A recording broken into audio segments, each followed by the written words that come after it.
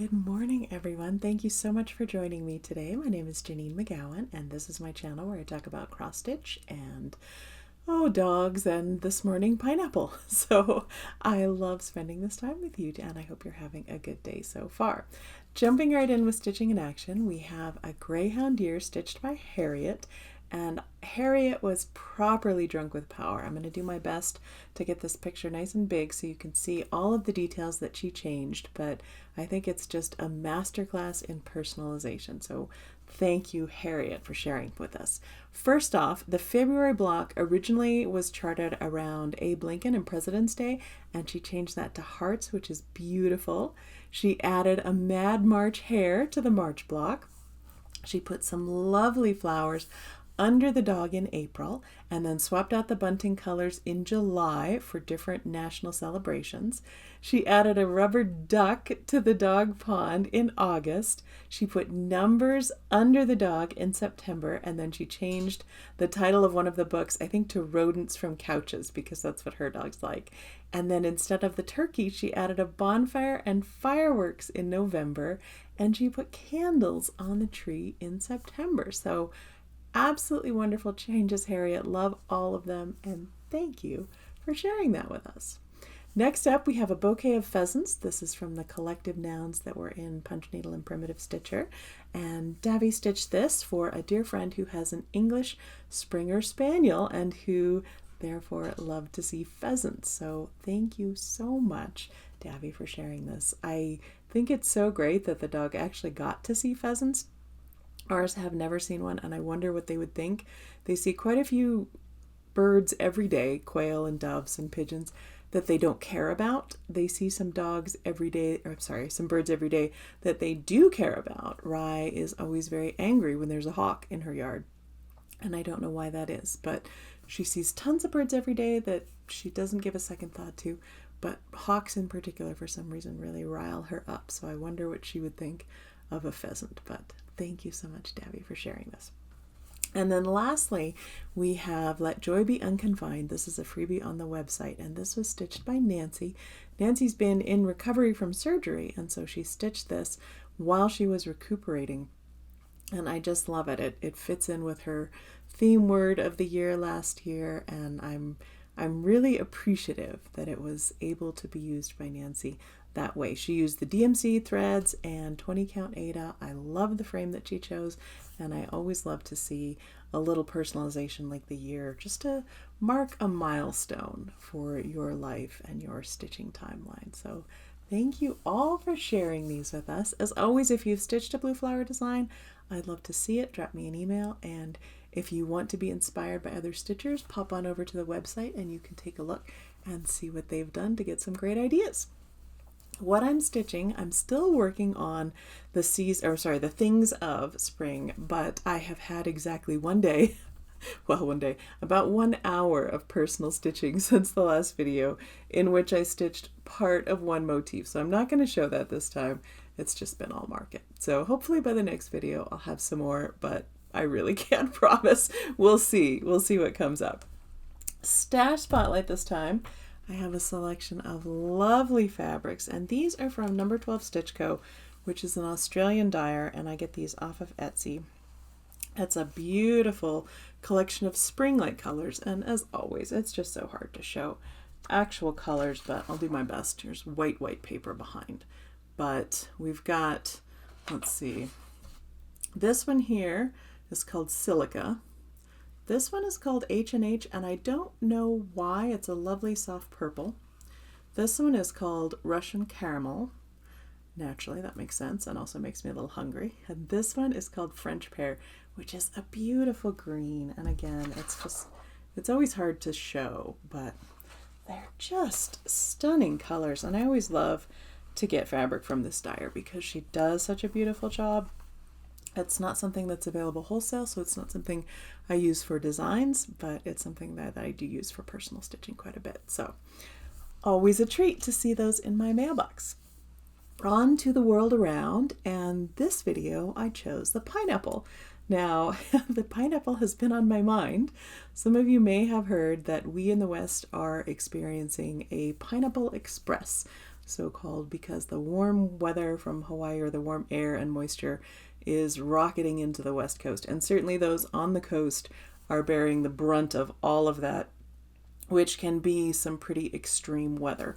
Over here on the other side of the mountains, we've had some snow for sure, and certainly some good snow in the mountains, but nothing like they've been having on the coast. But it just got me thinking about pineapple, and the very first thing I learned is that pineapple are not actually native to Hawaii. They come from South America, in the area where Argentina, Paraguay, and Brazil intersect.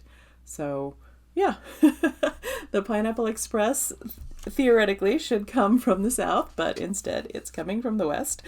But it was really interesting. Pineapples are, I believe, the only member of the bromeliad family that you can eat. And each pineapple plant can live up to 50 years, but only grows one pineapple per year. So that's all you get. I'm used to so many garden plants growing lots of things. However, that said, I think of it as a pineapple.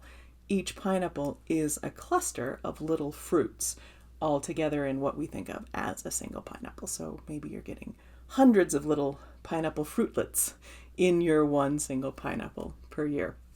Pineapple contains a lot of very interesting enzymes that can aid digestion, reduce inflammation, promote healing. They can be used to treat wounds and cuts. Let's see what else. Relieve pain. They can tenderize meat, which is interesting. And also they can break down dairy, causing a bitter taste. And I was surprised by that because I grew up eating canned pineapple with cottage cheese. That was a favorite treat in our house. But when the pineapple is canned, it removes the enzyme. So you don't have that same problem. If you're having fresh pineapple with cottage cheese and you let it sit, it will start breaking down that dairy and cause that bitter taste. So that was something that I didn't know. Pineapple, when it was originally encountered by Europeans, was originally named a pine apple because they had this habit of just calling something an apple of wherever they found it. So it was found on what they thought was a Spanish pine, a pointy thing, so they called it a pineapple. Makes no sense, but I guess you had to be there. And they were naturally quite expensive at the time. You can imagine somebody had to go all the way halfway across the world to get these. And so they were very expensive, very luxurious item. And so they became a symbol of luxury and then transmorphed into a symbol of hospitality, because it starts out as, well, if you're rich enough, you could provide pineapple to your guests. And then they became much more affordable. It was a thoughtful gift to give to someone, to bring a pineapple or to give to your guests as, as a treat. And that's why so many pineapples are incorporated into carved on furniture, painted on dishes, that sort of thing, because it was seen as a lovely gift for hospitality and good luck. Some even believed that the pointy, sharp leaves offered some level of protection. All things that I didn't know. So there's a little bit about pineapple. In the weather sense, I think we're just about done with the Pineapple Express. Hopefully the West Coast will get a chance to dry out. Again, we've avoided the worst of it, but just for now, it got me thinking about something that I have never really thought about before. I also learned that if you go to the grocery store and buy yourself a pineapple, you can theoretically cut off the crown and leaves and grow a pineapple plant of your own at home. I'm not going to try that because I pretty much kill all the houseplants, and if they've managed to survive me, Rye likes to nibble on them. So I don't think we'll try that, but if you do, or if you have and it works for you, I would love to hear how that goes. And then you too can have one pineapple of your very own every year for maybe 50 years. So the question last week was about gardening, and I'm really glad to know that so many of you are like me, enjoying the plant catalogs and planning stage of gardening. That was a real treat. The question this week, I'm going all in with this theme. I was wondering if you have ever had a drink in a pineapple. It's such a cliche, and I was thinking, I've never actually done it. I thought about asking how you feel about pineapple on pizza, but that just seemed far too contentious. So I'm going with something safer. And it's something that I've thought of as an image so many times. I'm thinking back, I don't think I've ever had a drink in a pineapple, and I don't drink much really at all, so it's even rarer now. But even in my younger days, I don't think I ever did. Now, I did design for the market freebie. It should be up on the freebie section. This little guy, this squirrel, he had a pineapple acorn here. Let's see if we can get a better picture of him. He's got his pineapple acorn with his little umbrella and a lime slice. And the marvelous Jolynn at Acorns and Threads finished it into this little like cocktail stirrer. So that's, I think, as close as I've come to having a fruity pineapple drink. But yeah, I was wondering, have you ever had an actual drink in a pineapple? Is that something that is even done anymore? Is it good? Is it just a cliche that never really happened, like one of those images from the movies that people don't actually bother with? So that was my question. All right. Best thing this video is market. And I know market is all over social media, and I think the thing that I love most about this couple weeks leading up to market and the market itself is I love seeing all the new designs, of course. I love the ways that things come out. I love, that some come out very early, like me. I like to tick things off early and be ahead so that I can relax a little. I love that some things don't come out until at the event and they're a complete surprise. And I love that, there's this whole period where you're just getting this trickle of when things are released and shown. It's so interesting. I love watching Steph from Lindy Stitches do her market shopping videos. I love all the different shops talking about what they like and the different stitchers talking about what they like. I really enjoy this time of year. I love getting out the bins of all the things that go to market. I love unpacking, the things that I only take to market, and thinking about the display and putting out the models and even, the packing charts and getting them all ready. It's a bit like the garden planning where it's all this possibility.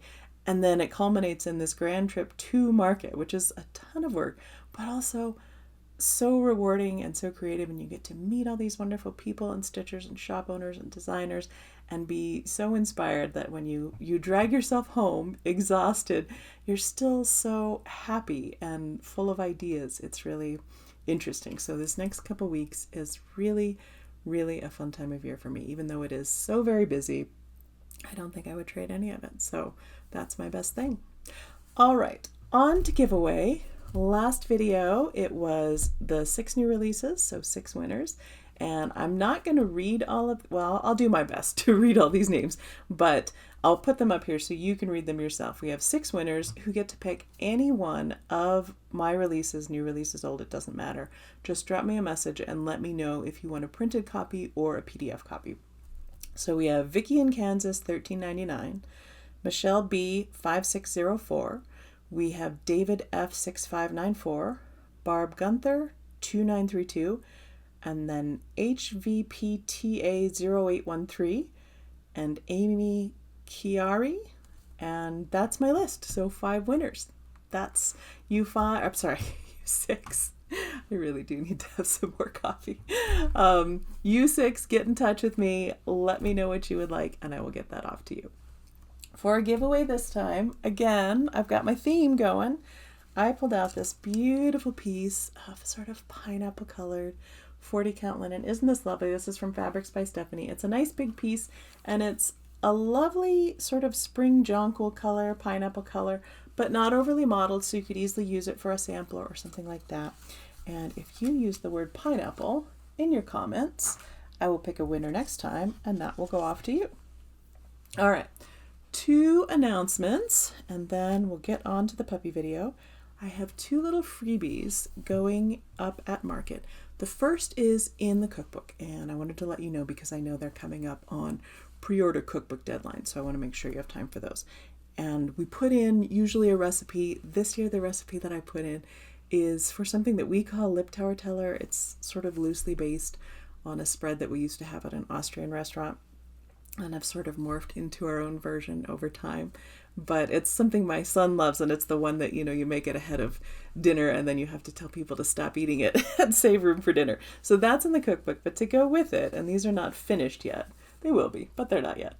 Got this little European red squirrel with his little Austrian jacket and his hiking stick and his hat all ready to go. So if you get the cookbook, you'll get the recipe and the pattern for that little squirrel. And then just the general freebie that I'm giving away to shops at market is just this little squirrel with a heart. So if your local or online shop is picking up an order from me at market, they'll have this little squirrel with the heart that they can print and bring back to you. So those are my 2 market giveaways. Again, I'll get them finished up and get photos online and photos of the new releases properly. All that's probably this weekend. But that's it for me. It's not a super long video. We've got a puppy video here coming up. I hope you're having a lovely weekend. If you get to enjoy some pineapple as a bonus, that's good too. And otherwise, I will look forward to seeing you in 2 weeks just before I head off to Nashville. Thank you so much for joining me. Bye.